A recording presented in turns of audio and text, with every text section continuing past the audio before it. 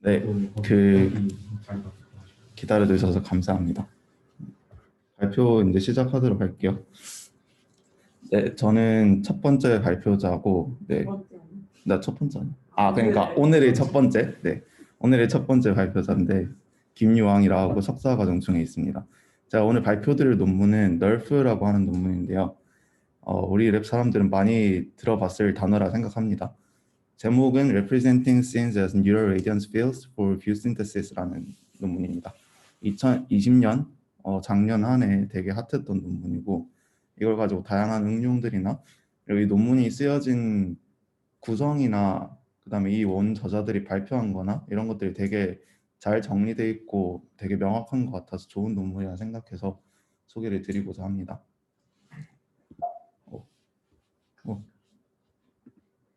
네. 일단 이 논문에서 해결하고자 하는 태스크가 뭔지부터 설명을 하고 넘어가도록 하겠습니다. 여기서 하고자 하는 거는 여기 제목에도 적혀 있었는데 뷰 신테시스라는 걸 하고 싶고 그 다음에 이걸 하기 위해서 총 세 가지 문제를 동시에 접근했다고 볼 수 있습니다. 노블 뷰 신테시스, 그다음에 이미지 렌더링, 그리고 씬 레프레젠테이션이라는 문제를 한 번에 해결할 수 있는 뭔가 좋은 방법을 찾아내서 NERF라는 논문으로 소개를 했습니다. 노블 뷰 신테시스라는 태스크는 여기 사진에 나와 있는데 인풋으로 어떤 한 장면에 대해서 여러 장의 샘플된 이미지, 이제 스파스하게 여러 장의 샘플된 이미지를 인풋으로 주면은 그 같은 장면에 있어서 인풋으로 주지 않았던 새로운 뷰에 대한 그 이미지를 만들어주는 것을 노블 뷰 신테시스라고 합니다. 먼저 그러면 씬 레프레젠테이션에 대한 소개부터 하고 넘어가겠습니다. 기존에 저희들이 많이 사용되었던 씬 레프레젠테이션은 디스크리트한 방법들이었습니다.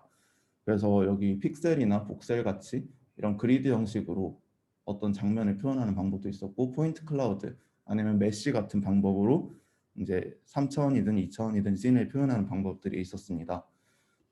특히 픽셀이나 복셀 같은 경우는 CNN이 처리하기 되게 용이했기 때문에 이때까지 많이 사용되었는데 이게 메모리가 큐빅 차원으로 들어서 좀 메모리 뭔가 크기가 커진다거나 하면 메모리 이피션트한 성능이 떨어진다라고 생각할 수 있을 것 같고 포인트 클라우드나 메쉬 같은 경우는 사용될 수 있는 이런 포인트라든지 벌티스 개수들을 한정질 수밖에 없다는 단점을 좀 가지고 있습니다.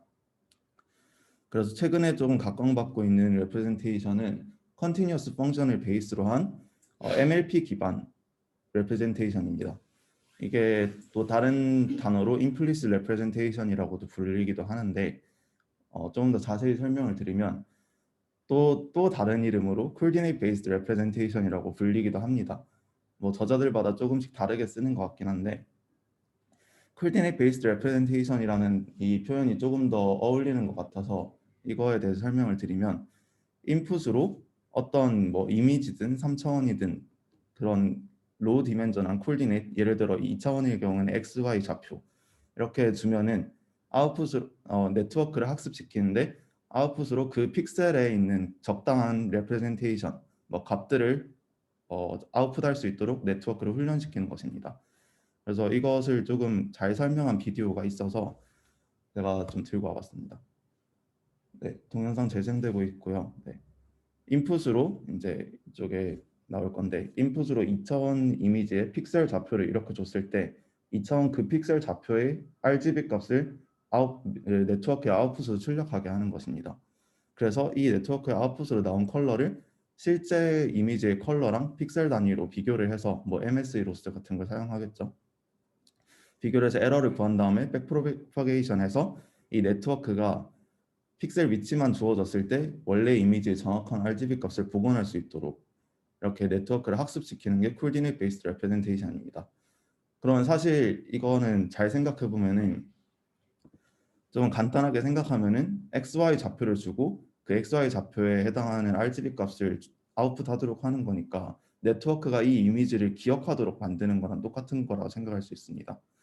그래서 사실 Implicit Representation 혹은 Coordinate Based Representation은 어떤 로우 디멘전한 코디네이트에 대해서 이 이미지든 뭐 3차원의 씬이든 이런 것들을 정보를 네트워크 안에 기억시키는 거랑 똑같은 과정이다 라고 생각할 수 있을 것 같습니다. 네, 그러면 여기서 2차원으로 토이 프로블럼을 알아봤는데 3차원은 그럼 어떻게 할지에 대한 의문이 생길 수 있죠. 3차원을 씬 레프레젠테이션을 이제 이런 쿨디넥 베이스로 하는 것에 대한 최근에 2019년에 많은 연구들이 시작됐는데요. 먼저 이 토끼 사진 같은 경우에는 이 딥사인 디스턴스 펑션이라는 논문에 소개되는 것인데 간단하게 생각하면 3차원 공간에서 클래시피케이션을 하는 것입니다. 그래서 여기 어떤 우리가 그 원하는 3차원 공간에 픽셀 이제 픽셀이 아니죠. 그냥 3차원 이제 XYZ 쿨디네이트 줬을 때 걔네들이 우리가 원하는 이런 토끼라는 오브젝트 안에 있을 경우에는 그 좌표의 값을 네트워크에 통과시켜서 그 좌표에 해당하는 밸류를 음수로 잡고 음수로 분류하게 하고 그다음에 토끼의 외부에 있을 경우에는 그러니까 프리 스페이스죠. 이럴 때는 이제 그 좌표를 네트워크에 입력시켰을 때 이제 이 펑션의 값이 양수가 되게 해서 어떻게 보면 3차원의 그런 클래시피케이션 태스크를 이제 씬 레프레젠테이션에 사용했다라고 볼 수 있을 것 같습니다. 비슷하게 여기 오른쪽에는 피프라는 논문인데요. 논문의 결과인데요. 여기서는 왼쪽에 토끼랑 거의 유사한 방법으로 이제 구현을 했습니다.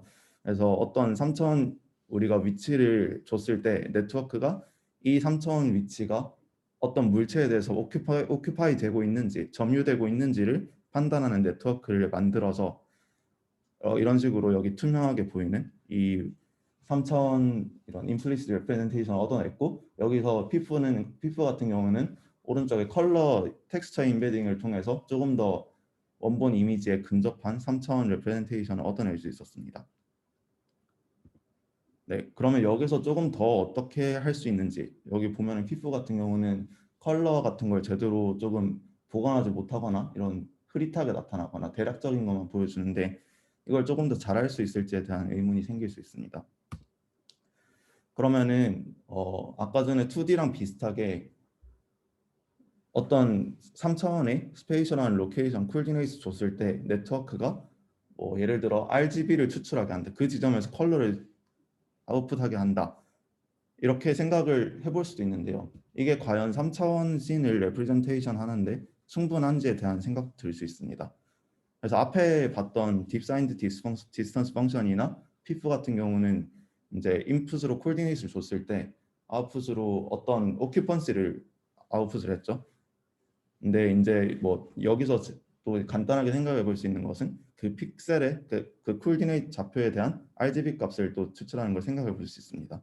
그래서 널프 저자들은 이제 이런 것들 제안했는데요. 인풋으로 XY 집만 주는 것은 충분하지 않다.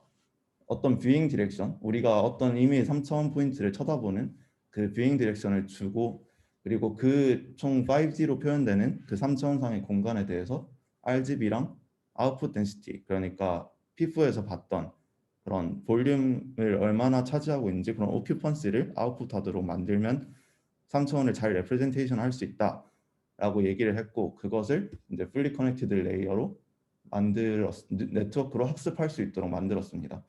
그리고 이런 식으로 학습된 이 네트워크 안에 기억되고 있는 그 3차원 씬에 대한 정보를 Neural Radiance Fields라고 했습니다. 그래서 그걸 학습하는 방법을 이 논문에 소개했습니다.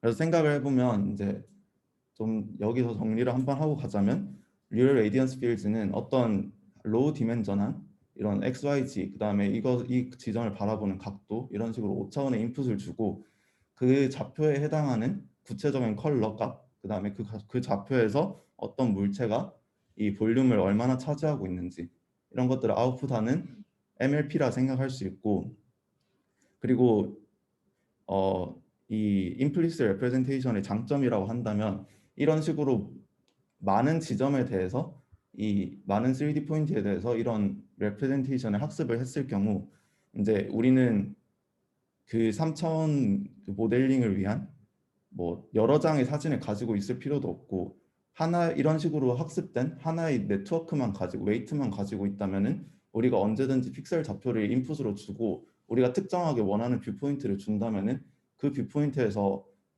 어떤 3차원의 물체가 어떻게 보일지 그것을 예측할 수 있다는 소리가 됩니다. 조금 이따가 다시 한 번 더 얘기를 드리도록 하겠습니다.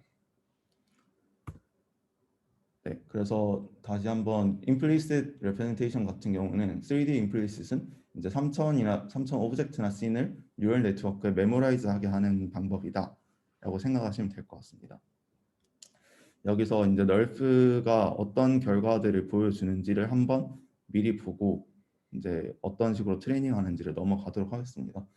여기 동영상이 줌에서도 잘 보일지는 모르겠는데 여기 보면 레고 같은 경우에 저희가 레고 이렇게 볼록 튀어나온 거나 아니면 안에 들어간 부분, 그 다음에 여기 마이크 같은 경우에는 마이크 그쪽 입 닫는 부분 쪽에 그리드 같은 게 있죠. 그런 하이 프리퀀시 디테일을 생각보다 잘 구현하고 있고, 그리고 뭐 이런 식으로 그림자 같은 것도 되게 잘 구현하는 것을 리컨스트럭션 하는 것을 확인할 수 있죠. 그럼 이런 식으로 하기 위해서 널프를 어떻게 트레이닝 하는지, 그 다음에 논문 제목이 Neural Radiance Field for View Synthesis인데, 그럼 View Synthesis라는 태스크를 이 널프를 가지고 어떻게 할 수 있는지 소개를 드리고자 합니다. 네, 그리고 이걸 소개하는 과정에서 조금 클래식한 컴퓨터 비전의 기술들이 좀 사용돼서 그거 먼저 얘기를 하도록 하겠습니다. 네, 지금부터 얘기할 거는 클래식 볼륨 렌더링에 관한 내용인데요. 네, 일단은 여기 뭐 다양한 정보들이 보이는데 볼륨 렌더링을 하기 위한 태스크 중에 볼륨 레이캐스팅이라는 태스크가 있습니다. 이거는 어떤 3차원의 우리가 뭐 관심 있는 영역에 데이터셋이 있을 때 걔네들을 어떤 특정한 뷰포인트에서 바라봤을 때 2D 이미지로 그게 렌더링 됐을 때 어떤 컬러를 가질 것인가, 그것을 계산하는 방법 중 하나라고 보면 될 것 같습니다. 그래서 이를 뭐 볼륨 정보를 가지고 있는 오브젝트로부터 이미지 컬러를 렌더하는 거다 해서 볼륨 렌더링이라고 부르기도 합니다. 여기 이제 이게 문제 상황을 잘 이제 셋업한 그림인데요. 여기 이쪽에 동그란 게 저희가 쳐다보는 방향이고, 이 화살표 같은 경우는 렌더링하는 방향인데, 이제 저희는 쳐다볼 때는 이 화살표 반대로 이렇게 뻗어나가는 그런 형태의 뷰포인트를 가지겠죠. 그래서 여기 이제 뭐 이렇게 적분식으로 다양하게 나타나 있는데, 이게 뭐 CR이라는 게 이 지점에서의 컬러를 나타내는 거거든요. 2차원에서의 컬러를 나타내는 건데, 이 컬러를 계산할 때 뭐 이런 다양한 적분을 사용한다 라고 받아들이고 넘어갈 수 있긴 한데, 생각보다 그렇게 복잡한 내용이 아니라서 간단하게 직관적으로 좀 설명할 수 있도록 제가 소개를 해드리고자 합니다. 그래서 아까 전에도 말씀드렸듯이 여기 이쪽에 동그란 부분이 저희가 쳐다보는 이 3차원 오브젝트를 쳐다보는 뷰포인트가 되고요. 여기서부터 시작되는 어떤 3차원의 벡터를 레이를 정의를 할 수 있습니다.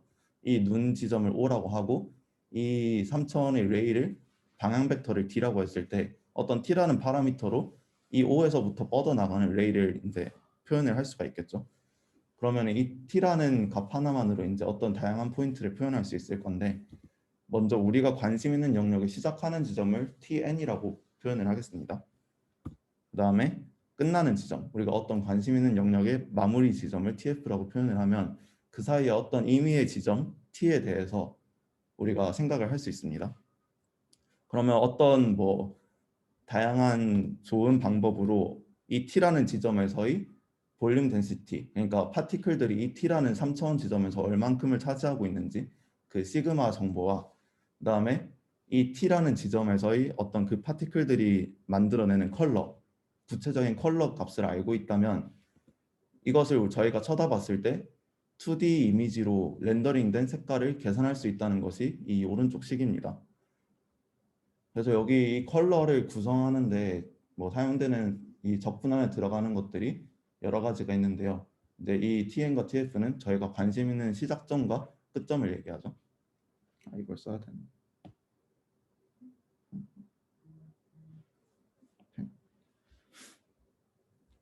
네, 시작점과 끝점을 얘기합니다. 그래서 이 적분 안에 들어가는 것들이 뭔지를 조금 뭐 설명을 드리고자 하는데, C랑 시그마 같은 경우에는 이쪽 앞에서 설명했듯이 이 레이에 우리가 특정한 원하는 T 지점에서의 컬러, 3D 포인트에서의 컬러를 얘기하고, 그 다음에 시그마 같은 경우는 우리가 원하는 이 T 지점의 볼륨 덴시티 혹은 파티클들이 얼마나 오큐파이 하고 있는지 그 정도를 0에서 1로 나타냈다고 생각하시면 됩니다. 그리고 이 앞에 붙은 대문자 T 같은 거는 옆에 이제 정의식이 나와 있는데 표현하기로는 accumulated transmittance라고 표현을 합니다. 직역을 해보자면은 누적된 투과율이라고 생각을 해볼 수 있는데 어떤 의미냐 하면 여기 옆에 exponential term 안에 어떤 시그마라는 거를 이 우리가 원하는 tn 지점에서부터 특정한 t 지점까지 적분을 해서 계산을 할 수 있다는 것을 알 수 있습니다. 그러면은 exponential 마이너스 x 그래프를 좀 생각을 해보면 이런 식으로 그려지겠죠. 그럼 여기서 이 안에 어떤 값이 이 시그마라는 것을 우리가 원하는 구간만큼 적분한 이 값이 커지면 커질수록 t라는 값은 줄어들게 됩니다. 그러면 이 t라는 값을 누적된 트랜스미턴스 투과율이라고 했는데 이거를 우리가 이 t라는 지점에서 이것을 계산을 했을 때 이 앞에 우리가 관심 있는 3차원 영역에 이 앞에 얼마만큼 많은 물체들이 얼마만큼 많은 파티클들이 가로막고 있는지 그것을 나타내는 척도라고 보면 될 것 같습니다. 그래서 이 예를 들어서 이 앞에 뭐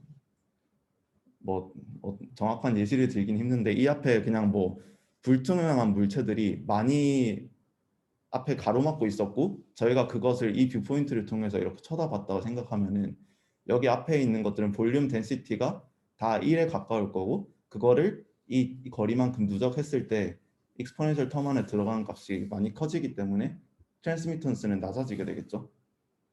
그러니까 우리가 쳐다보는 방향으로 앞에 어떤 특정한 지점 앞에 얼마만큼의 물체가 가로막고 있냐 그로 인해서 얼마만큼 그 물체가 잘 보이냐를 나타내는 척도라고 생각하면 될 것 같습니다. 네. 근데 이거 이거 차 있으면 1 아닌가? 차 있으면 1. 그러니까 시그마는 차 있으면 1이고 볼륨 덴시티는 0에서 1의 값을 가지는데 차 있으면 1을 가지죠. 그래서 1을 가진 물체가 우리가 원하는 t 지점 앞에 많을 경우에는 누적해서 이쪽에 익스포넨셜 텀 안에 넣어보면 t가 엄청 작아지게 되니까 트랜스미턴스 혹은 트랜스페런시 투명도가 낮다라고 생각할 수 있겠죠. 마찬가지로 여기 앞에 차 있는 물체가 거의 없다. 시그마가 0이다 하면은 이걸 아무리 더해도 0에 가까울 것이니까 트랜스페런트는 1이니까 그러면은 이 뒤에 있는 3차원 컬러의 값이 그대로 2차원 컬러에 투영된다는 소리가 되겠죠. 되게 직관적인 생각이죠. 앞에 공기가 있다 하면은 이제 뭐 이 3차원 공기가 있다가 이제 뭐 예를 들어 스크린의 컬러가 거의 그대로 저희 눈에 보이는 거랑 똑같은 거죠. 그래서 이런 식으로 볼륨 렌더링이라는 거는 이 3차원 포인트가 가지는 컬러랑 덴시티 이걸 사용해서 계산된 트랜스미턴스 이걸 사용하면 2차원 컬러를 리컨스트럭션 할 수 있다 라고 하는 게 이제 볼륨 레이캐스팅에서 얘기하고자 하는 바입니다. 그래서 이제 실제로는 저희가 이 TN과 TF 지점 사이의 모든 T를 알 수는 없기 때문에 저희가 사용하는 방법은 샘플링이죠. 그래서 이건 아까 전에 봤던 그 장면을 위에서 쳐다본 그 뷰인데요. 이렇게 레이를 싸가지고 우리가 특정한 원하는 뷰포인트로 레이를 싸서 여기 있는 물체들에 대해서 뭐 어떤 좋은 방법으로 샘플링을 해서 그 포인트들에 대한 3D 컬러랑 그다음에 볼륨 덴시티를 얻어내고 그걸 통해서 이 앞에서 봤던 식을 적당히 근사한 이 서메이션으로 근사한 이 식을 가지고 더해주게 되면은 저희가 실제 원하는 2D 컬러가 나온다 라는 게 이제 좀 어프록시메이트 된 버전인데요. 여기서 실제 그거랑 조금 다른 점은 여기 안에 들어가는 시그마 이 볼륨 덴시티에 관한 텀입니다. 이 볼륨 덴시티에 관한 텀을 컨티뉴어스 할 경우에는 그대로 사용을 하는데 이렇게 어프록시메이션 했을 때는 이런 식으로 익스포넨셜 텀 안에 넣어서 사용을 하거든요. 여기서 델타 같은 경우는 우리가 여기 샘플링한 잘 보이나? 샘플링한 여기 사이의 간격을 델타 i라고 표현을 합니다. 그래서 이거는 뭐 사실 그냥 그 인테그랄과 거의 똑같은 효과를 주기 위해서 넣은 거라 생각하시면 되고요. 근데 이거 그래프들을 생각을 해봤을 때 y는 x랑 y는 1 마이너스 익스포넨셜 마이너스 x 그래프를 그리면 이런 식으로 보이거든요. 그러면 사실 뭐 두 개 값 차이는 있겠지만은 경향성은 어느 정도 비슷하다는 걸 생각할 수가 있어요. 그래서 보면은 이 실제 3000 컬러 앞에 곱해지는, 이거 왜 안 보이지? 3000 컬러 앞에 곱해지는 이 앞에 어떤 개수들이 있는데, 이것도 디스크리트한 경우도 마찬가지인데, 저희는 이거를 가리켜서 이 3000의 특정한 지점, 이 지점이 예를 들어 CI라는 컬러를 가졌다. 필기가 난리가 났네요. 네, CI라는 컬러를 가졌다. 그러면 이 컬러, 빨간색이 이 실제 2D 이미지에 얼마만큼 색깔에 컨트리뷰션 할 수 있는가를 표현하는 컨트리뷰션 웨이트라고 생각할 수도 있습니다. 여기까지 설명을 했으면 되게 이제 어느 정도 물리적으로 직관적으로 이해가 될 거라 생각을 합니다. 이 T라는 것은 트랜스페런시를 나타낸 것이고, 아이고, 네, 좀 필기가 이상하네요. T라는 것은 이 3000 포인트 앞에 얼마만큼의 물체가 가로막고 있냐, 이거를 나타낸 트랜스페런시를 나타낸 거고, 이 안에 있는 1-X 익스포넨셜 이거 같은 경우는 볼륨을 얼마나 그 3000 포인트에서 차지하고 있는가. 그러면은 예를 들어 이 앞에가 공기였는데 우리가 원하는 특정한 T, 이 제가 표시한 이 빨간색 이 지점이 거의 투명하다. 그러면은 그쪽에서 컬러를 가지고 있다고 해도 실제 2D 렌더링 되는데 컬러의 컨트리뷰션이 크지 않겠죠. 이 부분이 많은 파티클들이 차지하고 있지 않으면 그 뒤에 만약에 다른 더 꽉 차 있는 어떤 공간이 있다. 그럼 그 컬러가 더 많은 컨트리뷰션을 하게 될 겁니다. 그래서 그런 식으로 생각하면은 2D 컬러는 3000 컬러의 웨이티드 썸이다. 웨이티드 썸인데 그 웨이트를 트랜스페런시랑 이런 볼륨 덴시티로 줄 수 있다. 이 정도 생각하고 넘어가시면 될 것 같습니다. 근데 지금 거기 앞에 웨이트 부분에서 네, 저 TI하고 1- 익스포넨셜 그 두 개가 곱해져서 웨이트를 하고 결국엔 CI가 칼라인데 칼라를 웨이티드 썸 하는 거잖아요. 네네, 디스크릿 버전에서. 네, 그게 썸 투 원이 돼야지 웨이트가 그래야지 익스펙테이션이 돼서 약간 기대되는 칼라가 나오지 않나? 네. 그래서 그 널프 저자들이 이것을 사용하기 위해서 샘플링 할 때 이 컨트리뷰션 웨이트를 노멀라이즈해서 얘들이 얼마만큼의 그죠? 프로버빌리티로 컨트리뷰션 할 수 있는지 그것을 이제 그 분포를 구해내서 그 분포에 맞게 더 샘플링을 그 분포 위주로 더 샘플링을 한다, 이런 방법을 나중에 제안을 합니다. 그래서 그 부분에 대해서 조금 이따가 소개를 드리려고 합니다. 아, 네. 네, 그래서 이 정도 볼륨 렌더링 내용을 알았으면 널프 트레이닝 과정을 이해할 수 있을 것이라 생각이 드는데요. 널프 트레이닝 과정은 총 이렇게 많은 과정으로 이루어져 있습니다. 그래서 여기 예를 들어 그 레고로 된 포크레인 사진을 가져왔는데요. 트레이닝 할 때 인풋으로는 이 저희가 특정하게 원하는 뷰포인트랑 그 다음에 그 뷰포인트에서 바라본 3차원 물체를 바라본 이 2D 이미지를 인풋으로 넣어줍니다. 그리고 아까 전에 앞에서 얘기했던 이 로우 디멘전한, 뭐 5D가 로우 디멘전인지는 되게 주관적일 것 같은데요. 어쨌든 그 컬러랑 그 볼륨 덴시티보다는 로우 디멘전이다 생각할 수 있겠죠. 그렇게 5D 인풋, 그러니까 어떤 특정 레이를 따라서 특정되는 그 5D 인풋 포지션 이런 것들 넣어줬을 때 이 컬러를 렌더해서 그것의 오차를 계산하는 방법입니다.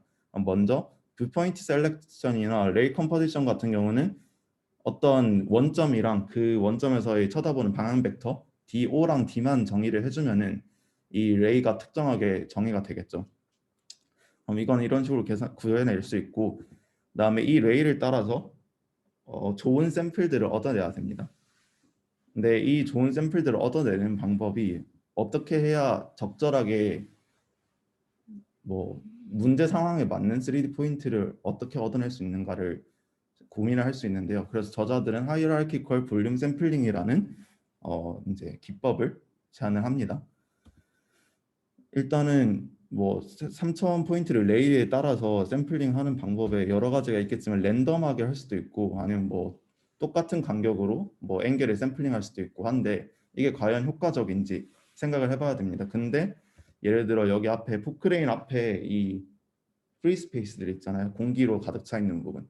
이 부분을 아무리 많이 샘플링 해봤자 의미가 없겠죠. 컬러가 실제로 있는 부분을 많이 샘플링 하는 게 훨씬 더 이미지 퀄리티에 도움이 될 겁니다. 그래서 그러면 이렇게 우리가 집중하고 싶은 부분에 어떻게 임포턴트 포인트를 어떻게 조금 더 많이 샘플할 수 있는가, 네, 그것에 대한 게 하이어라키컬 볼륨 샘플링이라고 생각하면 될 것 같습니다. 이 과정은 두 가지 스텝으로 이루어지는데요. 콜스트 파인 맨으로 이루어집니다. 그래서 하이어라키컬이라 부르고요.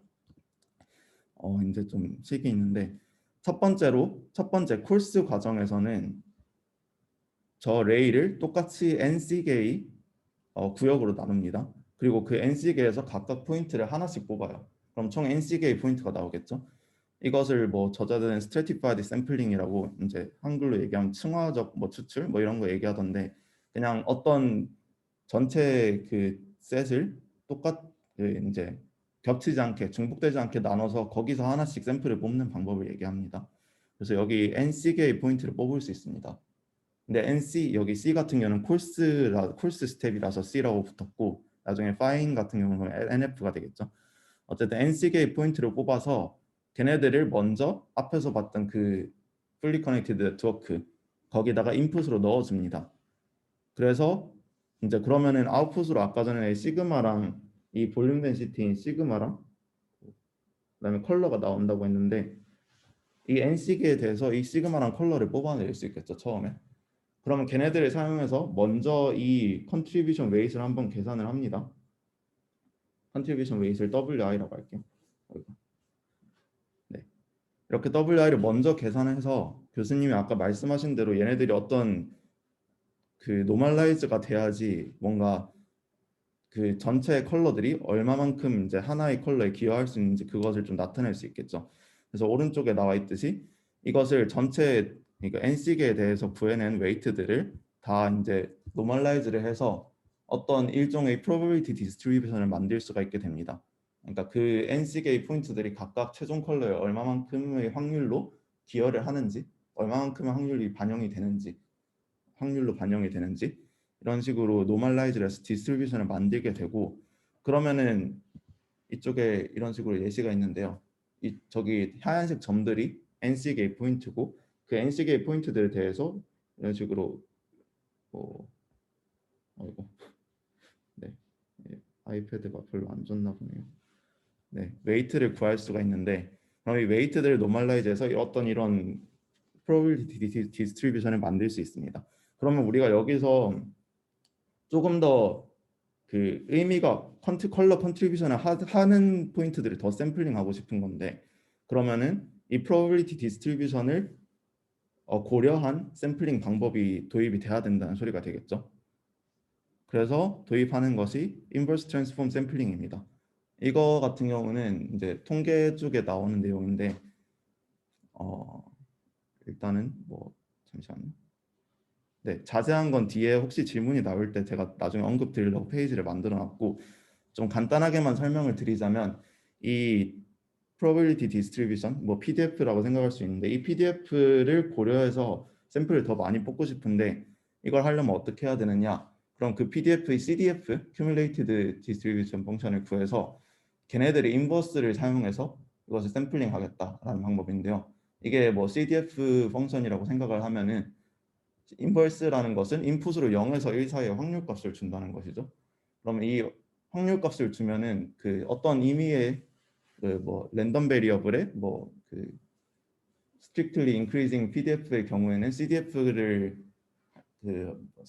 0에서 1 사이의 유니폼 디스트리뷰션을 가진다, 뭐 그런 그 성질이 증명이 되어 있는데, 그러면은 CDF에서 0에서 1 사이의 임의의 값을 랜덤 제너레이터로 뽑아서 그것을 여기다가 인버스로 하게 되면은 그 값에 맞는 x의 값이 나오게 되겠죠. 그러면은 네, 그 뒤쪽에 거를 미리 설명을 하겠습니다. 그냥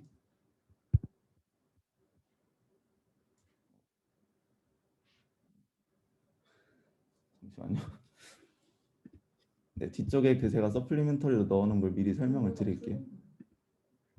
다시 해야지. 다시 공유해야 되겠다. 네, 이 인버스 트랜스폼 샘플링을 제가 좀 필요할까봐 따로 만들어놓은 슬라이드인데요. 이런 probability 디스트리뷰션이 있을 때 얘네들이 CDF를 구하고 CDF를 인버스 취한 걸 이렇게 그려볼 수가 있겠죠. 그러면은 여기 위에 증명이 나와 있는데 이건 되게 간단하니까 나중에 자료 보고 해보실 분들 해보시면 되고, 어떤 x라는 랜덤 베리어블이 컨티뉴어스하고 스트릭트리 인크리징 하는 CDF를 가질 때 이 CDF는 0에서 1 사이에 유니폼 디스트리뷰션을 가진다. 그러니까 0에서 1 사이를 샘플링 했을 때 똑같은 확률로 이렇게 매핑이 된다. 뭐 이런 식으로 생각할 수 있는데, 그래서 인버스 트랜스폼 샘플링을 할 때 0에서 1 사이를 랜덤 제네레이트해서 뽑아주게 되면은 여기서 뭐 그림 이 특정한 예시만 봐도 알 수 있겠지만은 이쪽에서 샘플링 되는 애들이 대부분 다 fx에서 여기 높은 확률을 가지는 이 포인트들 위주로 샘플링 된다는 걸 알 수가 있겠죠. 네. 이런 식으로 앞에서 피크가 나온 그 PDF의 경우에는 거의 바로 CDF가 1회 수렴을 하기 때문에 이쪽을 위주로 샘플링 해주게 된다면은 저희가 관심 있었던 높은 확률로 컬러 컨트리뷰션을 하는 그 포인트들 위주로 샘플링을 더 할 수 있다는 의미가 됩니다. 그래서 인버스 트랜스폼 샘플링에 관한 거는 조금 궁금하신 분들은 더 찾아보시면 될 것 같습니다. 다시 원래 발표로 돌아가서 그리고 이 인버스 그 트랜스폼 샘플링 같은 경우에는 이제 파티클 필터링이나 이런 프레임워크나 샘플링 기반의 어떤 그 뭐라 그럴까 그 서치라고 해야 되나? 옵티미제이션이나 샘플링 기반의 옵티미제이션이나 그 서치 그런 쪽에서 되게 많이 쓰이는 테크닉이라서 알아두면 좋아요. 네, 그렇습니다. 좋은 샘플링 기법입니다. 네, 그래서 이런 인버스 트랜스폼 샘플링을 통해서 이제 파인 과정에서는 총 NF 개의 샘플을 뽑아내요. F는 이제 파인에서 나온 거고, 그러면 저희가 가지고 있는 포인트들이 처음에 콜스 과정에서 NC개를 뽑았고, 두 번째 파인에서 조금 더 이 컬러 컨트리뷰션을 많이 하는 포인트들 NF개를 뽑았잖아요. 그러면은 총 NC 플러스 NF개 두 개를 합쳐가지고 다 써서 새로운 네트워크, 파인 네트워크에 통과를 시킵니다. 그래서 똑같이 아까 전에처럼 시그마랑 C 값을 얻어내요. 그러면 여기서 이제 네트워크 두 개를 쓰는 건데, 똑같은 성능이 똑같은 구조의 네트워크를 두 개를 써서 첫 번째 네트워크는 러프하게 NC개의 포인트를 뽑아서 컬러 컨트리뷰션을 계산하고 그거를 프로버빌티 디스트리뷰션 얻어내는 역할이다 라고 보시면 될 것 같고, 두 번째 네트워크 파인 네트워크는 앞에서 얻어낸 애들을 가지고 조금 더 컬러 컨트리뷰션을 많이 하는 애들을 더 뽑아서 걔네들과 이전에 뽑았던 샘플들, 그래서 총 NC 플러스 NF개를 사용해서 실제 이제 볼륨 덴시티랑 컬러를 얻어내는 네트워크다 라고 생각을 하시면 될 것 같습니다. 그래서 이런 식으로 두 가지 스텝으로 이루어져 있기 때문에 하이어라키컬 볼륨 샘플링이라고 부릅니다. 네, 그런 식으로 적절한 5D 인풋 샘플을 얻었으면은 이제 MLP에다가 이제 파인 네트워크에다가 총 NC 플러스 NF개의 샘플을 통과를 시킵니다. MLP 스트럭처를 잠시 볼 건데요. 간단하게 되게 총 9개의 fully connected 레이어를 사용했고 뭐 렐로 액티베이션을 사용했습니다. 여기서 좀 특이한 점은 저희가 인풋으로 5D 이제 쿨디네이트 정보를 가지고 있다고 했는데 실제로 그걸 처음부터 5차원을 다 넣어주는 게 아니라 XYZ 이제 콜디네이트 정보 세 가지만 먼저 통과를 시킵니다. 8개의 fully connected 레이어 동안 이 3D 콜디네이트 정보만 통과를 시켜서 아웃풋 볼륨 덴시티, 이제 볼륨 덴시티 정보 시그마를 먼저 뽑아내고, 그 다음에 이거랑 그쪽에서 나온 피처 벡터랑 그 다음에 저희가 갖고 있는 나머지 두 가지 정보, 그 뷰잉 디렉션, 그거를 합쳐가지고 하나의 fully connected 레이어에 통과를 시킵니다. 그렇게 했을 때 RGB 컬러를 이제 아웃풋하게 하는데요. 왜 굳이 이런 식으로 나눠서 하는지에 대한 얘기가 또 나옵니다. 이거를 얘기하기 위해서 논 람벨시안 이펙트라는 게 있는데요. 람벨시안 이펙트라는 게 뭔지를 먼저 얘기하면은 간단하게 어떤 물체를 저희가 바라봤을 때 람벨시안 이펙트라는 거는 보는 각도에 상관없이 컬러나 반사율이 동일하다라고 얘기하는 게 람벨시안 이펙트인데, 논이면 그 반대겠죠. 여기 동영상에서 보이듯이 이 물 색깔 같은 경우 보는 각도에 따라서 저희가 어떤 한순간에 캡처했을 때 보는 각도에 따라서 이 물 색깔이 밝아졌다가 어두워졌다가 하는 것을 되게 자연적인 현상이죠. 이거는 어떤 반사율을 적당히 가지는 물체들이 다 가지는 현상인데, 이거를 구현하기 위해서 굳이 앞에서 8개의 fully connected랑 1개의 fully connected로 나눠서 인풋을 넣어줬다고 생각할 수 있을 것 같습니다. 그래서 네트워크가 그런 식으로 한 이유는 네트워크가 어떻게 되길 바라냐 하면 멀티뷰 컨시스턴트 하길 바라는데, 첫 번째는 이 볼륨 덴시티라는 거는 컬러랑 다르게 저희가 보는 각도랑 전혀 상관없이 동일해야 되는 거잖아요. 3차원에서. 그렇기 때문에 네트워크가 볼륨 덴시티는 오로지 이제 쿨디넷 좌표만 가지고 추측할 수 있도록 제한을 하고요.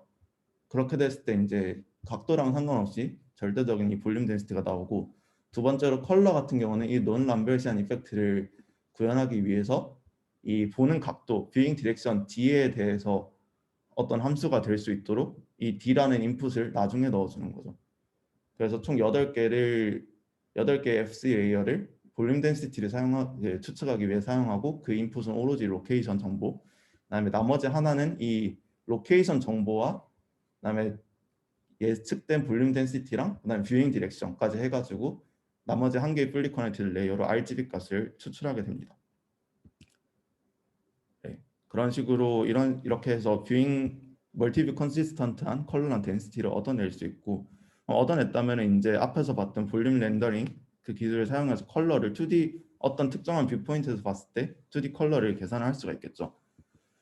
이거는 아까 전에 얘기했듯이 3차원 컬러들의 웨이티드 썸이고, 그 웨이트들이 이 이제 시그마랑 이 볼륨 덴시티랑 컬러를 통해서 이렇게 결정을 되고, 네. 그다음에 우리가 총 관심 있는 영역에 조금 더 집중된 NC 플러스 NF계의 샘플을 뽑았기 때문에 이거를 계산하는 것은 되게 간단한 과정이 되겠죠. 웨이티드 썸. 그리고 이 볼륨 렌더링 과정은 내추럴리 그냥 디퍼런시able 하기 때문에 딱히 다른 처리가 필요 없고, 그냥 네트워크에 포함을 하게 되면 백 프로퍼게이션 할 때 그 이제 그레디언트가 잘 계산이 되겠죠. 그런 식으로 이제 컬러를 렌더를 할 수가 있습니다. 그러면 이제 컬러 렌더 같은 경우 렌더를 하고 난 다음에 그럼 이 네트워크를 어떻게 트레이닝할 때 로스를 어떻게 주냐, 이거는 되게 간단하게 아까 2D 이미지에서 봤던 것처럼 예측했던 컬러랑 실제 컬러랑을 비교하는 겁니다. 그냥 단순하게 그냥 진짜 별거 없고 2D랑 똑같이 이 컬러 렌더링 로스, 그냥 토탈 스퀘어 에러를 사용합니다. 여기서 좀 집중해야 될 거는 여기 일단 R 같은 경우는 한 배치에서 사용하는 레이의 개수, 실험의 경우에는 4096개 레이라 했습니다. 그러니까 인풋으로 주는 레이가 뷰포인트가 다양한 레이가 4096개가 있다는 소리죠. 그리고 뒤에서 언급을 아마 안 할 것 같은데 한 레이당 NC 플러스 NF개의 샘플을 가지잖아요. 그게 총 실험에서 사용한 건 256개의 샘플이라고 해요. 그러니까 4096 곱하기 256의 포인트를 3D 포인트를 사용해서 이 레프레젠테이션을 학습시킨다라고 생각하면 될 것 같고, 이 공통으로 들어가는 CR 같은 경우는 이제 실제 컬러, 그다음에 이거 같은 경우는 콜스 네트워크가 추측한 컬러, 그다음에 뒤에 F 이거 같은 경우는 파인 네트워크가 추측한 컬러, 이런 식으로 해서 2D로 렌더링 했을 때 이 컬러들의 차이를 계산을 해서 이것을 로스로 사용한다라는 뜻이 되겠습니다. 그리고 여기서 콜스 네트워크 로스까지 사용하는 이유는 저희가 콜스 네트워크가 판단한 거 기반으로 나중에 한 번 더 샘플을 하기 때문에 얘도 좋은 그 덴시티랑 컬러를 에스티메이트 할 수 있도록 만들어야 되겠죠. 그래서 이 두 가지 네트워크 로스를 둘 다 그 렌더링 로스로 넣어주는 거라고 생각하시면 되겠습니다. 네, 그래서 이까지 했을 때 이걸 나이프라고 표현했는데요. 널프의 결과를 보면 이렇고 왼쪽과 같고, 그다음에 실제로 출판된 널프의 결과를 보면은 오른쪽과 같습니다. 근데 이게 줌에서 잘 보일지는 모르겠는데 이 하이 프리퀀시 디테일이 되게 다른 걸 알 수 있어요. 예를 들어서 여기 이 에어컨 나오는 창살 같은 거, 이런 것들이 있어서 이때까지 했던 방법으로만 보면은 잘 구현하지 못하고 이 컬러 같은 거 아니면 이파리 같은 거 사이사이 이런 하이 프리퀀시 디테일을 놓치고 있는 경우가 많은데, 저자들은 이런 현상에 대해서 이 5D 그 뷰잉 디렉션이랑 3D 콜디네이트, 이 5D 인풋을 그냥 아무 처리 없이 MLP에 넣어주는 것은 이제 컬러나 지오메트리에 있어서 하이 프리퀀시 바리에이션을 잘 표현하지 못한다라는 말을 했고, 이게 다른 어떤 연구와 동일한 선상에 있다라고 얘기를 했는데, 그 논문은 ICML 2018년에 발표된 이제 이런 논문인데, 이 논문에서 얘기하는 것은 한 줄로 요약하자면 딥 뉴럴 네트워크가 그 로우 프리퀀시 펑션을 먼저 배우고 그거에 바이어스 되는 성질을 가지고 있다라는 것을 주장한 논문입니다. 근데 이쪽부터 나올 내용은 이것만 해도 이제 이 널프 저자들이 이 현상을 발견하고 또 논문 한 편을 썼기 때문에 너무 길어질 것 같아서 간단하게만 언급을 하고 넘어갈게요. 그래서 저자들은 이렇게 5D 인풋을 바로 MLP에 넣는 게 별로 좋지 않다라는 현상을 발견을 하고 어떻게 했냐, 포지셔널 인코딩이라는 걸 도입을 합니다. 이 단어를 트랜스포머 쪽에서 많이 보신 분들이 계실 건데, 트랜스포머에서는 그 토큰들의 위치 정보를 인베딩하기 위해서 이걸 사용을 했는데 어떻게 보면 비슷한 개념이라 생각할 수도 있겠지만 사용되는 좀 맥락이 좀 다릅니다. 일단은 앞에서 봤던 2D 이미지의 경우에 Implicit Representation 토이 프로블럼을 보면은 이걸 단순하게 XY 좌표만 넣어서 RGB를 추측하게 하면은 여기 가운데 보이는 이 흐릿한 게 아웃풋이 됩니다. 트레이닝 과정 동안. 근데 실제 이미지는 이렇고요. 그냥 여기서 하이 프리퀀시 디테일을 다 놓치고 있는 게 보이죠. 그래서 어떤 적절한 포지셔널 인코딩이라는 전처리 과정을 거치면 이게 어느 정도 하이 프리퀀시 디테일을 잘 보관할 수 있다라는 게 오른쪽에 결과가 됩니다. 그럼 포지셔널 인코딩이 뭐냐? 이게 좀 뭐 식이 좀 있는데 간단하게 얘기하자면은 저희가 인풋으로 주는 5D의 로우 디멘전한 그 인풋을 어떤 하이 프리퀀시 펑션을 통해서 조금 더 하이 디멘전한 스페이스로 매핑을 한 다음에 네트워크로 통과시키면은 이 실제 이미지나 뭐 그런 데이터들이 갖고 있는 하이 프리퀀시를 좀 더 잘 표현할 수 있다라는 게 포지셔널 인코딩인데요. 여기서 저자들은 뭐 자기들은 휴리스틱하게 발견을 했다고는 하는데 이런 식으로 사인 코사인 같은 다양한 주파수를 가질 수 있는 이런 펑션에다가 인풋 P, 이제 아까 5차원 그 정보겠죠. 인풋 P를 이렇게 매핑을 한 다음에 이 매핑을 한 뒤에 네트워크에 이 똑같은 네트워크에 통과를 시켰을 때 훨씬 더 하이 프리퀀시 정보를 잘 표현한다 라고 얘기를 합니다. 여기서 L 같은 경우에는 이 사인 이쪽에 차수죠.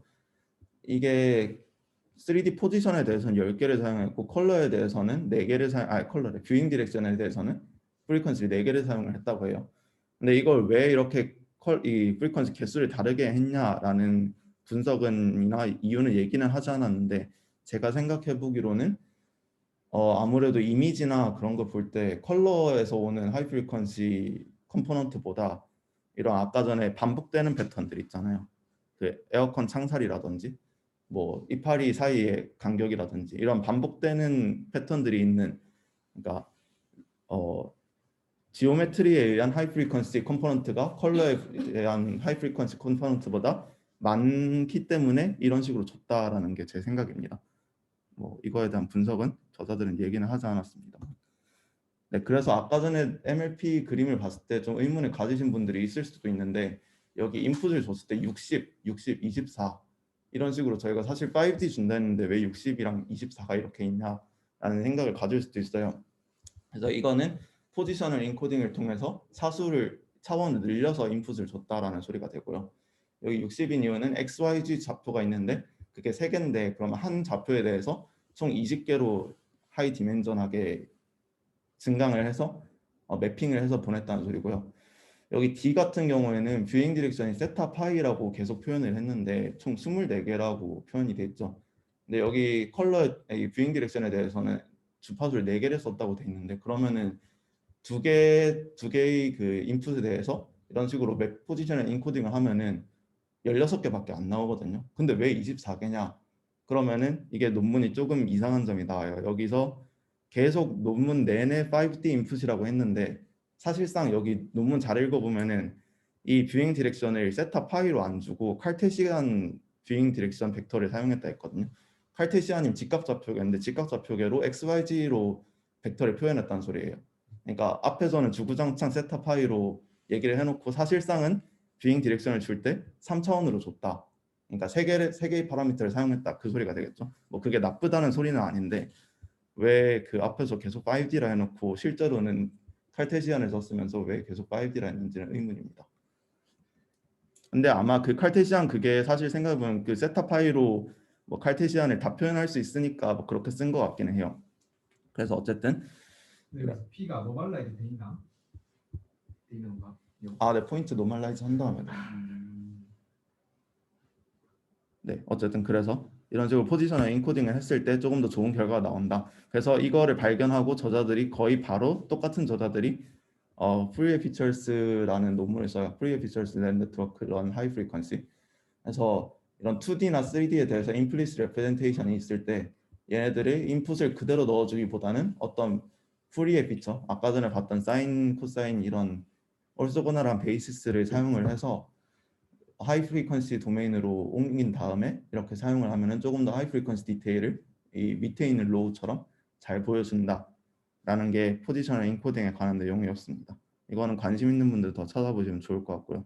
이거 뉴럴 탄젠트 커널이나 이런 논문들이랑도 연관이 있어서 네, 읽으면 좋을 것 같습니다.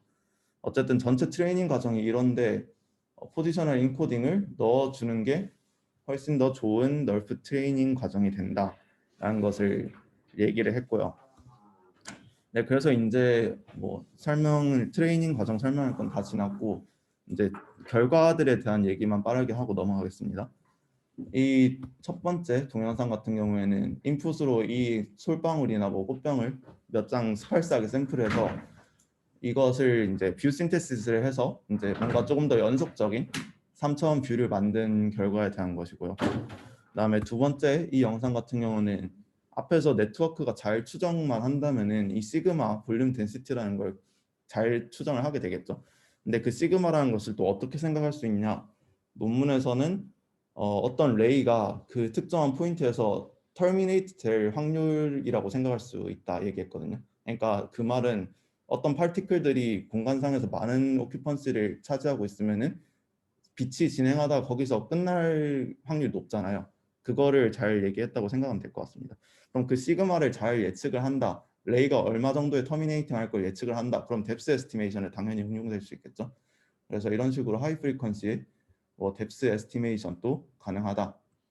그다음에 오른쪽의 비디오 같은 경우는 이 TV 화면에 비치는 거 잘 보면은 컬러들이 보는 뷰잉 디렉션에 따라서 이렇게 빛 반사되는 것도 보이고 하잖아요. 아까 논 람벨시안 이펙트를 잘 구현하고 있다. 자기들 방법이 그렇게 보시면 될 것 같습니다. 그리고 이제 정량적인 이제 그것도 결과도 있는데요. 다른 비슷한 역할을 하는 다른 베이스라인들과 비교를 했습니다. 뭐 이거 각각에 대한 논문도 다 좋은 논문들인데 뉴럴 볼륨 같은 경우는 이제 조금 제약 사항이 있는 게 저희가 관심 있는 물체랑 구분된 그 물체가 없는 배경 정보가 따로 필요하다라는 단점이 있고요. LLFF 같은 경우에는 그 문제 상황 자체가 되게 특수한 상황만 고려를 하거든요. 그 앞에서 바라본 포워드 베이싱 뷰에 대해서만 이 뷰 신테시스를 수행하는 특별한 데스크입니다. 그래서 여기서 오른쪽에 보면 알 수 있듯이 포워드 베이싱 하는 데이터셋에 대해서는 어떤 특정한 LPIPS라는 지표에 대해서 LLFF가 널프보다 조금 더 좋은 성능을 보여주는 거 알 수 있죠. 여기 PSNR이나 SSIM 같은 경우에는 이건 뭐 시그널 투 노이즈 레이셔니까 더 잘 보곤 했냐? 그럼 높으면 높을수록 더 좋은 지표라고 보면 될 것 같습니다. SSIM 같은 경우에는 이미지가 얼마나 뭐 시뮬러리티를 가지냐를 잘 매저하는 매트릭이라 생각할 수 있고 LPIPS 같은 경우에는 이것도 참 서플리멘터리 있는데 얘기를 하겠습니다. 이 제가 발견한 건데 제가 발견한 게 아니고 찾아낸 그래프인데 제가 발견했으면 여기 안 있겠죠.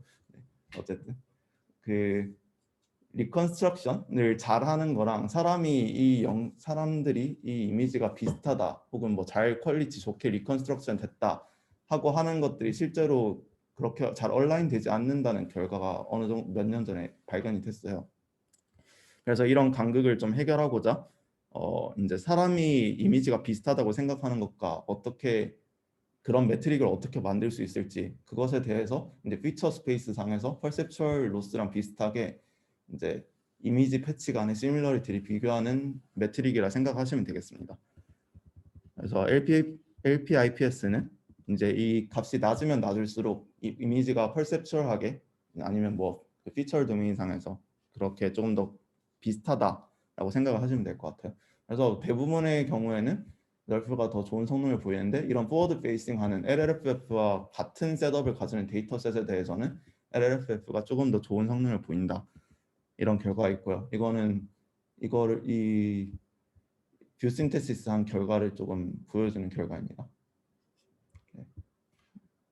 마이크 같은데 보면은 그라운드 소스 하이 프리퀀시가 엄청 높은데 럴프 같은 경우는 아직까지 하이 프리퀀시가 그렇게까지 많이 높지 않잖아요. 네. 그러니까 이게 뭐 샘플링의 덴시티 문제일 수도 있고 원인을 살펴보면 또 다른 거는 MSE 로스 자체가 원래 약간 로우 프리퀀시만 매저를 하거든요. 네. 아니면 뭐 MAE 로스도 마찬가지고 에러 로스도 로우 프리퀀시 하고. 그래서 만약에 퍼스추얼 로스를 저기다가 LPIPS를 직접 미니마이제이션 하는 형태로 하면은 성능이 더 개선될 수가 있을 것 같은데 제가 권명희 학생한테도 얘기를 했었는데 4,000개나 샘플링을 하면 메일 액션을 그 중에 일부는 예를 들어서 3x3이나 5x5, 7x7 이런 식으로 패치 샘플링을 할 수 있지 않을까? 그렇죠. 그러면은 거기서 이제 샘플링된 그 칼라드를 패치 형태로 만들고 그러면 퍼스추얼 로스 바로 매저할 수 있잖아요. 그치. 그러면은 약간 엄청 조금 어드밴스드한 그런 뭐랄까 언스트럭처드된 약간 그 프로젝션 스페이스에서의 퍼스추얼 로스를 재는 약간 그런 루럴 렌더링을 할 수가 있을 것 같다는 생각이 드는데. 어제 안 그래도 저희도 얘기를 했었는데 또 이걸 이런 식으로 좀 저 마이크 저런 것들을 잘 하이 프리퀀시를 못하는 이유가 그 아까 전에 렌더링 할 때 나오는 웨이트를 계산할 때 있어서 웨이트가 사실 그 트랜스미턴스랑 볼륨 덴시티를 프로덕트 한 거를 이제 하나의 웨이트로 쓰는데 그게 어떤 거 하나만 작아져 버려도 그냥 아예 웨이트가 없다라는 식으로 그냥 그 뭉뚱그려져 버려서 얘 네트워크가 그거를 구분할 능력이 잘 없지 않느냐 뭐 그런 식으로 얘기를 해서 샘플링 기법이 조금만 달라져도 더 좋지 않을까라는 얘기를 했었던 것 같아요. 그것도 맞는데 예를 들어서 그 펑션 쉐입 지금 익스포넨트 약간 포화송 디스트리뷰션을 가정한 거죠. 저기 어떤 그 어라이벌 타임이 맞아. 이렇게 익스포넨셜리 디크리징 한다라는 그거를 펑션으로 표현을 하는데 그거가 좋냐? 그냥 인버스 하는 게 더 좋지 않을까? 그건 휴리스틱스인데 뭐 그런 거를 좀 고려를 할 수도 있을 것 같고 뭐 그거를 바꾼다고 해서 얼마나 컨트리뷰션이 있겠냐마는 그거 말고도 근데 이제 곱하기를 만약에 덧셈으로 바꾼다거나 다른 아리스메틱스로 바꿨을 때 좋은가? 그건 좀 다른 얘기인 것 같아요. 왜냐면은 일단 물리적으로 곱하기를 쓴 이유는 엔드 게이트를 구현하려고 하는 거잖아요. 이것도 만족시키고 이것도 만족해야지만 컬러가 살아남는다. 근데 물리적인 거에서 앞에 내가 저 칠판의 컬러를 바라보고 싶은데 앞에 누가 서 있어. 안 보이잖아요. 그럼 물리적인 거란 말이에요. 그 모델링이 잘 된 거라고 볼 수 있어. 그걸 바꾸는 게 좋은가? 뭐 약간 그런 생각이 맞네요. 그건 주의해야 되죠. 제가 말씀드린 게 있는데 제가 오바이오로 한번 샘플링 해봤거든요. 아 해봤어요? 네. 근데 그 퍼센트 로스는 정말 안 해봤는데 네. 이게 펜치 단위로 하게 되니까 그 트레이닝이 안 되더라고요. 아 그렇죠. 네. 다이버시티가 없으니까.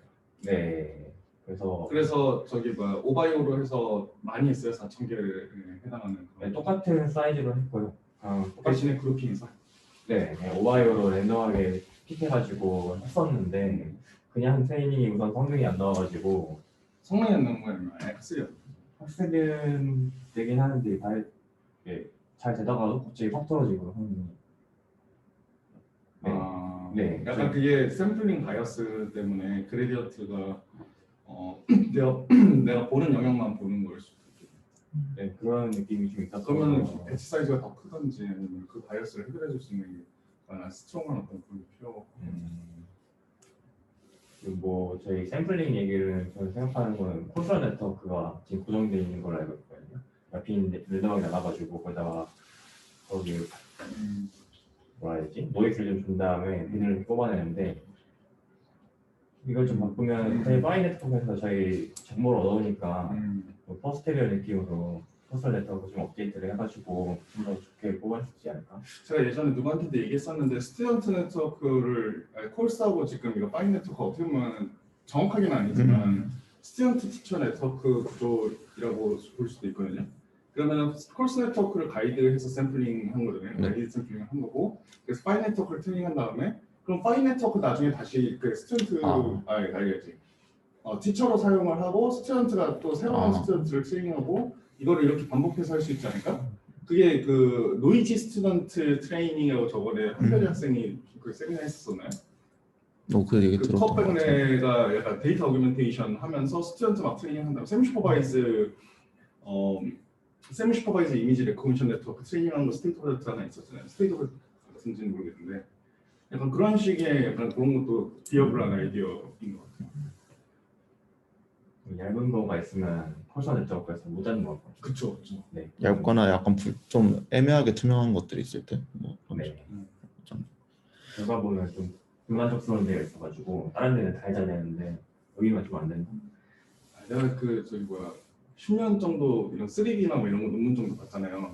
근데 저거 결과 보고서 난 불만족스러운 과거에 너무 안 됐었기 때문에 그 정도 나온 거 자체가 나는 너무 서프라이징하고 야, 이 정도만 나와도 대박이다라는 생각을 하는데 불만족스러운 아니 그게 아니라 그럴 수도 있겠다. 이거부터 시작한 사람은 아직도 생각하는데 근데 좋은 거예요. 왜냐면 저는 이제 기존에 있었던 것과 지금 저 결과의 갭이 너무 크기 때문에 약간 압도된 그런 거가 오버캠된 게 약간 없지 않아 있었는데 학생들의 관점에서 이거부터 보니까 뭔가 구린데 이렇게 시작을 하니까 네. 좋은 거죠. 그러니까 아직까지 물이 좀 남았네. 약간 보면 물이 없네. 널프는 하나의 사진에서도 퀄리티 차이를 좀 보이는 것 같아가지고 제가 궁금한 게 샘플 레이트라고 해야 되나? 샘플링 레이트? 그러니까 인풋 데이터 개수가 어느 정도 나잖아요. 인풋 레일 데이터요. 네, 안 그래도 여기서 얘기가 나옵니다. 이미지 말하는 거죠. 2D 이미지. 여기서 총 컴플리트 모델 같은 건 100개의 이미지를 사용했고 그다음에 이제 레졸루션이 어느 정도예요? 좀 약간 높은 레졸루션이에요? 한 400에서 600, 아니면 608개 정도 데이터 셋에만 아니라 레고만 본 거고요. 다른 건 샘플링 그러면 저기 360도를 고루고루 약간 이렇게 유니폼 샘플링했다고 보면 돼요? 거의 위쪽에서만 360도는 아니고 밑에서만 위쪽 뷰를 위쪽 뷰죠. 네. 헤미스피어. 측면이랑 위쪽 한국. 네.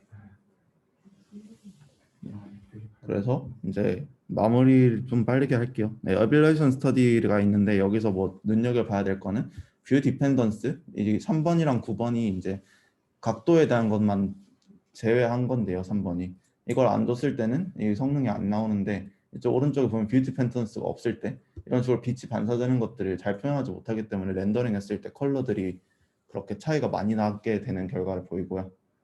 그 다음에 여기서 노 하이어라키컬, 그러니까 하이어라키컬 샘플링을 거치지 않고 한 번에 그냥 총 NC개 이 샘플만 뽑았을 때 성능이 조금 더 떨어지는 것을 확인할 수 있습니다. 근데 여기서는 192개를 썼는데 여기서 256개를 NC개에서 한 번에 뽑았다. 그래서 이 개수가 조금 맞지 않는 것 같은데 이거를 비교했다는 게 조금 아쉬웠던 점인 것 같고요. 그다음에 뭐 이미지를 25개, 50개, 100개를 썼을 때 이런 식으로 성능이 증가하는 걸 알 수 있고 프리퀀시에 대한 것도 되게 재밌는데 프리퀀시를 5개 썼을 때, 15개 썼을 때 그다음 최종 모델은 10개를 썼거든요. 근데 프리퀀시를 15개로 올렸는데 최종 모델보다 10개를 쓴 것보다 성능이 좀 낮게 나와요. 그래서 이거에 대해서 저자들은 뭐 자세한 이유는 모르지만 본인들이 빌리브하는 바로는 이 저희가 사용한 프리퀀시 개수가 이미지 상에 실제로 존재하는 그게 몇 개인지 모르겠지만 실제로 존재하는 프리퀀시 개수 컴포넌트의 개수보다 오버되게 되면은 이게 별로 크게 성능에 영향을 미치지 못하는 것 같다. 그래서 자기들은 11대 10개를 사용했을 때 가장 성능이 좋은 걸 발견을 했고 그래서 자기들 생각으로는 이 이미지 같은 경우는 이 10승계 1024개의 프리퀀시 컴포넌트 대략적으로 가지고 있을 것이다. 그래서 그 이상으로 넘어가는 것은 별 의미가 없다라는 걸 그런 식으로 빌리브하고 있다고 얘기를 했습니다.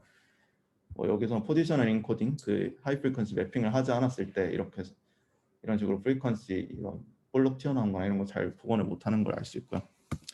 그리고 마지막으로 메모리 이피시언시를 얘기를 하고 이제 마칠까 하는데 LLFF 같은 경우는 아까 전에 전면부를 좀 집중적으로 뷰 신테시스를 하는 태스크인데 이거는 시간은 빠른 대신에 하나의 씬을 구성하는데 한 15기가 정도의 메모리가 든다고 해요. 근데 널프는 트레이닝 하는데 하나의 3D 씬을 전체적으로 360도로 복원하는데 하루에서 이틀 정도 걸리는데 시간은 훨씬 많이 걸리죠. 근데 이 네트워크 메인만 저희가 가지고 있으면 언제든지 이거를 픽셀 잡표만 넣어주면 리컨스트럭션 할 수 있기 때문에 이거는 오로지 5MB밖에 안 한대요. 근데 앞에서 25개, 50개, 100개의 이미지를 사용해서 트레이닝했다는데 웨이트는 그거보다 용량이 더 적거든요. 그래서 메모리적으로 봤을 때는 이런 널프 방식이 메모리가 참 임플리시트 방식이 메모리적인 면에서는 되게 효과적이다 라는 걸 생각을 해볼 수 있을 것 같고, 네. 여기서 네, 레퍼런스 이렇게 됐고요. 네, 이제 발표를 마치도록 하겠습니다. 질문 있으신 분들은 하면 좋을 것 같고 시간이 좀 오래 걸린 것 같아서. 일단 발표 준비하고 세미나 완전 표준적으로 너무 잘해가지고 박수 한번. 그러니까 보면은 구현할 수 있을 것 같잖아요. 이거 구현할 수 있겠는데 라는 생각이 들잖아요. 그리고 아이디어 같은 거 다 잘 전달했고 저자들의 의견하고 뭐가 사실이고 뭐가 의견이고 뭐가 본인의 의견인지까지 잘 구별해서 얘기를 했고 되게 좋았던 것 같아요. 이거 조금 선머리를 하자면은 일단 오버피팅 네. 레즘에 있는 거라서 그러니까 인풋 데이터 트레이닝 데이터밖에 없는 거죠. 이건 테스트 데이터라는 게 없어요. 테스트 데이터라고 하면은 있긴 하죠. 뷰 신테시스 약간 언신 뷰에 대해서 하는 거 있긴 한데 어쨌든 현재 데이터에 약간 오버피팅을 막 이렇게 해서 압축을 한다라고 볼 수도 있을 것 같아요. 그래서 약간 어떻게 보면은 저거 딱 보고서 전 드는 생각이 뎁스 아까 에스티메이션이 진짜 말도 안 되는 퀄리티의 뎁스가 나오거든요. 여기까지 뭐 어떤 현존한 스테이트 오브 데이터 알고리즘을 다 뎁스 에스티메이션으로 돌려도 멀티뷰 100장 맞다고 해서 그렇게 퀄리티 안 나와요. 근데 저렇게 나오는 거 보면은 저거를 그냥 사람이 저런 뎁스 레이블링 할 수 없잖아요. 네, 그냥 저게 가장 좋은 슈퍼비전 아닐까 현존하는?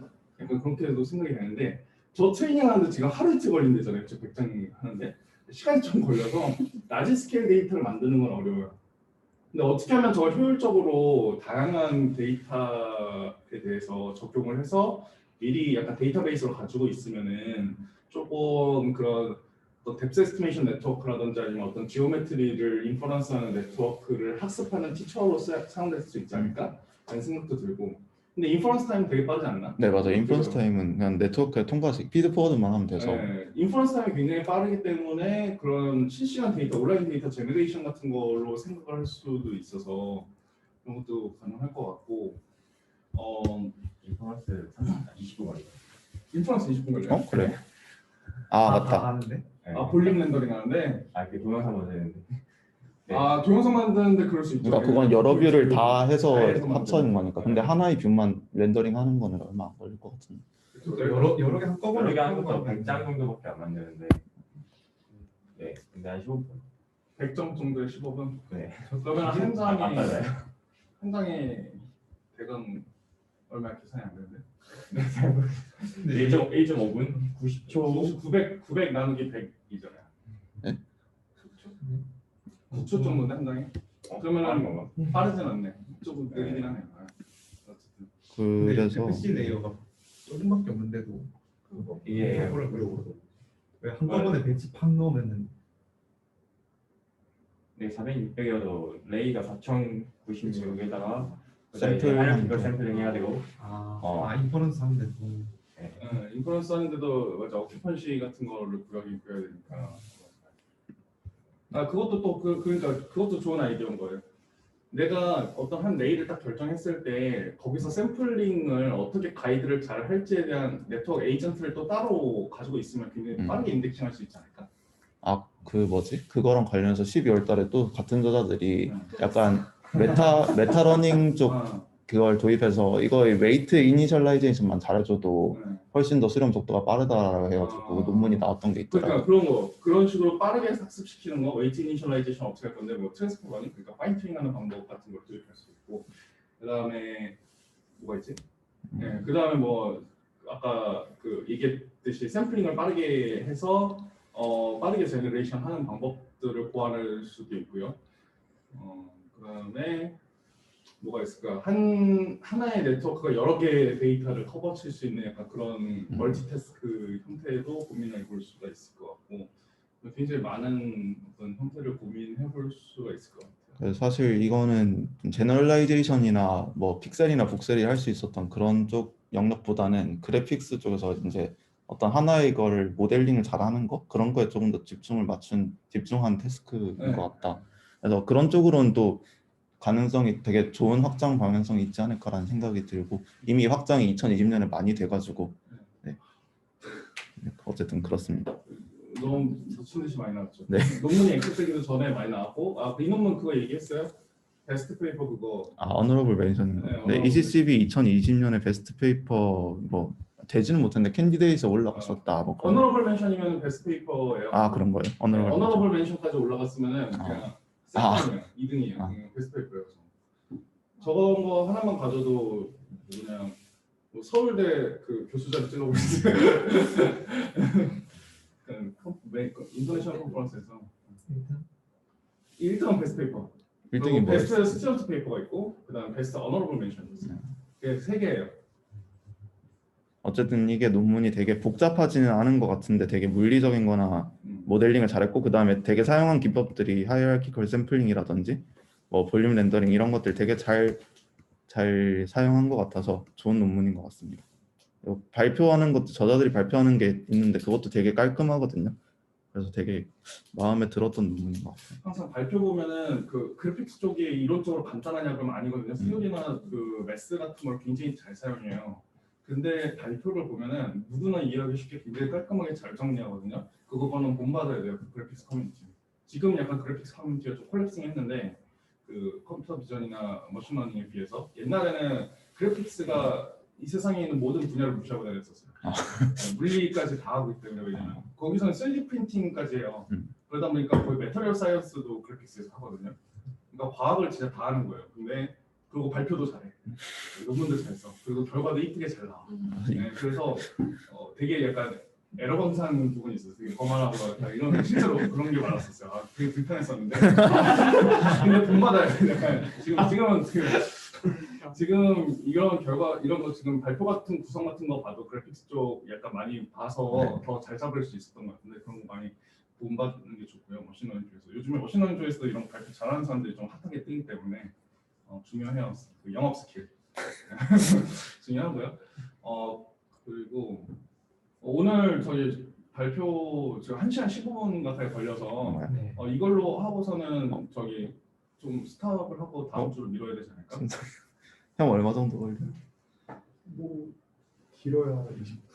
이걸 그냥 할까요? 네, 하는 게 제거 되게 간단한 거. 미루면은 괜히 마음의 짐이 맞아. 일주일 동안 다음 주에 여기 저거 있어요. 논문을 몇 장을 찍어야 되나? 엄청 간단하게 준비했는데. 그리고 저기 뭐 이거 일단 끄고서는 전환하고요. 전환하면서 제가 약간 얘기하고 싶은 게 그 전환형 네, 이거 제가 다운받아야 돼가지고 준성이 형 거를. 그 저기 뭐 아까 널프 같은 경우에 아까 데이터셋 제너레이션으로 쓸 수 있지 않을까? 그러면 데이터셋 하나마다 씬 하나마다 NLP 모델 하나씩을 만들어야 되잖아요. 근데 예를 들어서 우리가 저거를 학습하는데 뭐 며칠이 걸리니까 1년 내내 학습을 했더니 결국에는 300개 정도의 씬밖에 우리가 못 얻는 거죠. 근데 적다고 생각할 수도 있는데 그 300개의 씬을 우리가 널프로 각각 모델링하고 있으면은 렌더링 할 수 있는 그 가능성은 굉장히 인피니트하잖아요. 왜냐면은 뷰 포인트도 다르고 뭐 뷰 디렉션 같은 것도 뭐